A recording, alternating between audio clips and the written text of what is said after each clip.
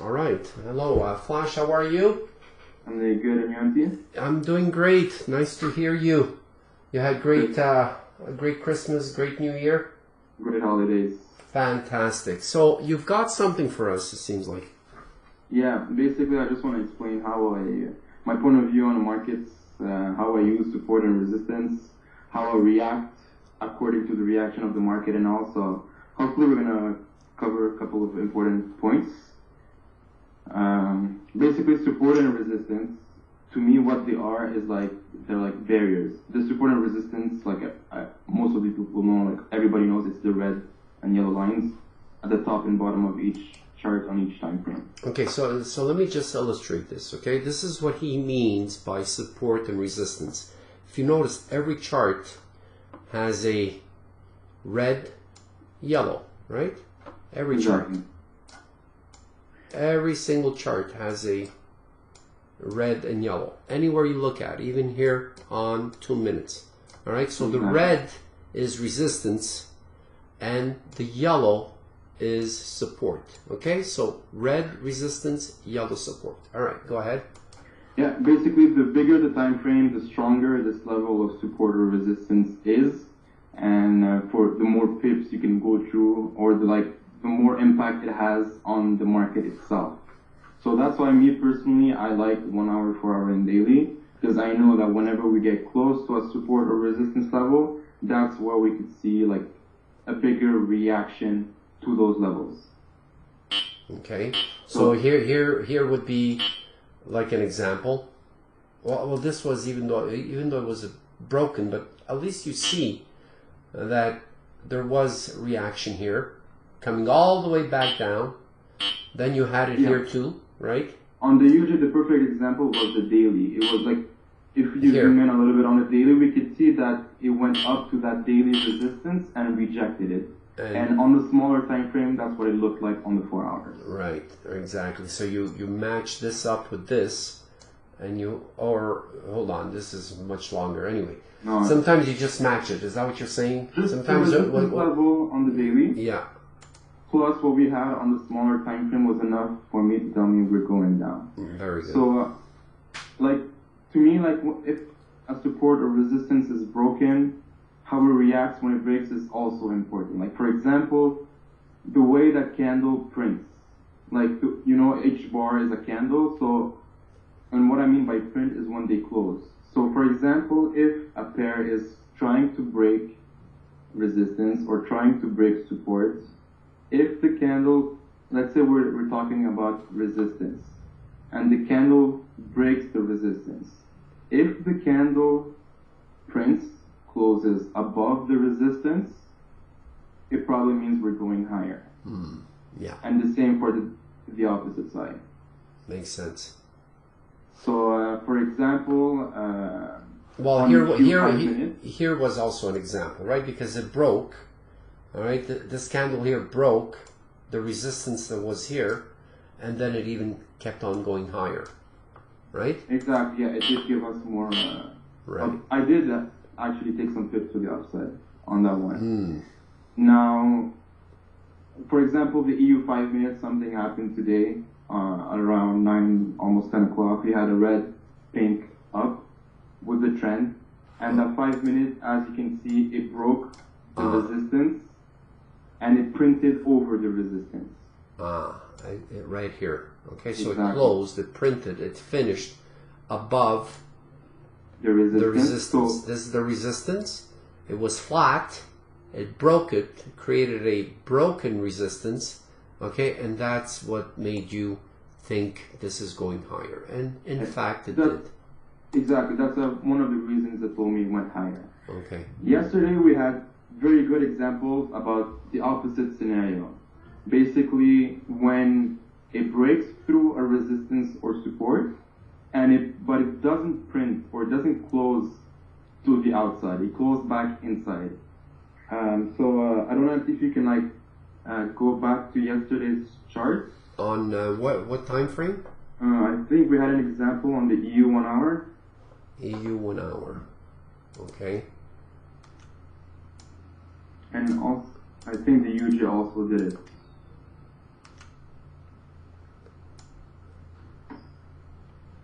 Okay, I think I saw it. I'm not sure. Yeah, I think we can see it slightly. Yeah. Okay, now, I think I know where you want to go right here. We were seeing it right now. Okay, you see it better, right, in our time frame. Can you maybe zoom in a little bit? Just to make it clear for people? Yeah, I'll do this. Excuse me. Okay, go on. All right. Yeah. All right. So let me just show you what the time frame is. Right. This is 10 o'clock. This is 11 o'clock. So this more or less was when we were in the room yesterday. It was when we were in the room. Yeah, that's right. Okay, so go on. What were you going to tell us? Basically, we had EU was a big downtrend. It was going down. The support was just getting destroyed. But if you look at the 1 hour red candle, which had a red arrow down, it went all the way down to create a big bubble, and then it retraced all the way back inside the resistance. Oh, yes. Okay, so okay, that's a beautiful example. All right, so this is what he means by printing. When the candle prints outside, let's say it would have finished here, okay, that means it's going lower.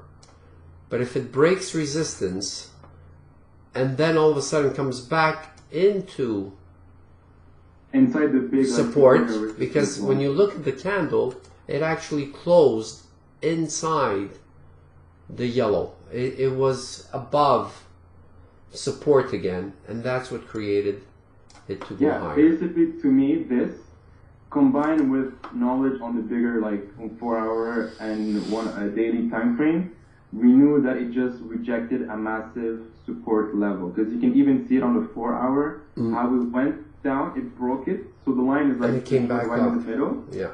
And it came right back up, which means that the market was like, okay, we're done with that level.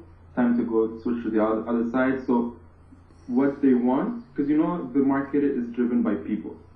So what the people want is to now buy, because we saw like a big momentum, a big push to the upside, which created these rejections.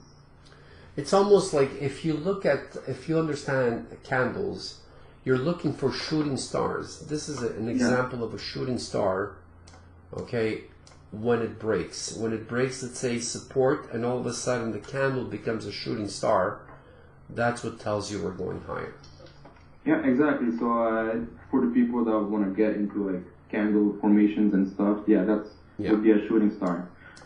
So to me, just what I look for is like big wicks. Major wicks is a big sign of rejection whenever they happen at a support or resistance level. And to me, that indicates probably a reversal, the beginning of a reversal. And that's another reason why I was biased up on the EU today and down on the UJ. Mostly it's because of those rejections we saw yesterday. So the market would continue to go that direction. All right, very good. So this is how my point of view on the support and resistance. Look, so you're almost getting something here. You see, the Euro USD. Yeah. Right now, yeah, exactly. Yeah, if that candle closes back inside, and you'll know at 11 o'clock. At 11 o'clock, yeah, because right now it's inside again. Look, right now, if this goes down, maybe another 5-10 pips, we're actually inside. We're gonna be inside. Yeah. Yeah. Now, as you can see, the Euro USD, there's something, like whenever a line is flat, to me, and we still see it on the charts, it's still a level that I would consider. Let me see if we have an example by what I mean. I don't think we have one on the charts right now, but basically, let's say we have a flat line resistance, and that flat line gets destroyed, okay? When this resistance, to me, will now act as some kind of support. For example, let's say in a perfect world, look at the EU 15 minutes. Okay? The EU 15 minutes, we had a nice flatline resistance. Right. And now we just broke it big time. Yeah. If EU goes back to where this flatline resistance is, over here. Or over here, yeah. I will look to buy. to bounce back up. Yeah. Bounce back up for many reasons. One, we're going to be back inside the road, so perfect for entries with the trend. Plus this resistance, which turns support to me. Interesting. Yeah. So basically, right now, it's not the time to buy EU. Definitely not. If you want to buy EU, look to buy it whenever it gets back inside the road and close to that previous known flatline resistance. Very good. And it works the opposite direction. If the support is getting destroyed, the support will act as a resistance if it retraces back up. For example, do we have something that looks clear?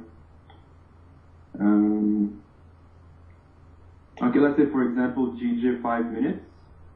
Like you see on the far left, you have a flatline support, which around, I don't know what is the price, on the GJ.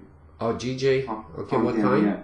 On the far left of this box, you have a flatline support. Yeah. So I don't know what's the price on it, but basically this price, to me, could act as a resistance, and I could start looking to continue with the trend at that level. At 144.10, let's say here. Exactly, yeah. So that's why sometimes I give out like prices, what to look for. It's because I look at those support and resistance levels, which we could continue the trend with.